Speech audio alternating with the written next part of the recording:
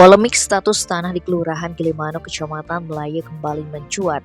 Ratusan warga Gilimanuk yang tergabung dalam Aliansi Masyarakat Peduli Tanah Gilimanuk mendatangi kantor DPRD Jembrane Senin 11 Juli.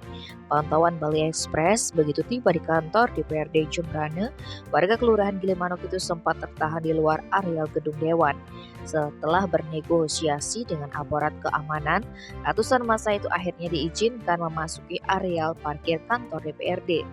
Tak berselang lama, Ketua DPRD Nimade Sri Sutarmi didampingi Ketua Pansus Tanah Gilimanuk Iketut Sudiase, Iketut Sadwi Darmawan, Ketua Komisi 1 Ide Bagus Susrame, Ketua Komisi 2 Iketut Swastika dan Ketua Komisi 3 Dewa Putu Mete Yase menemui perwakilan warga.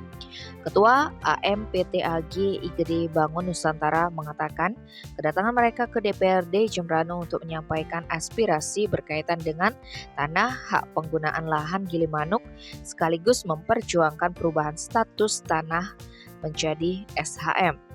Selama ini lanjutnya tanah yang mereka tempati berstatus lahan pengelolaan milik pemerintah daerah. Mereka memohon agar status tanah ini menjadi hak milik. Menanggapi hal itu, Ketua Komisi 2 Iketut Swastika seusai pertemuan mengatakan DPRD mendorong penuh apa yang diharapkan masyarakat Gilimanuk disandingkan dengan perundang-undangan yang berlaku.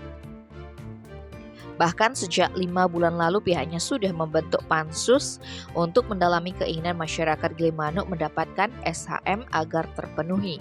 Status tanah Gilimanuk disebutnya memiliki peluang menjadi hak milik setelah adanya Undang-Undang Cipta Kerja dengan turunnya PP nomor 18 tahun 2021.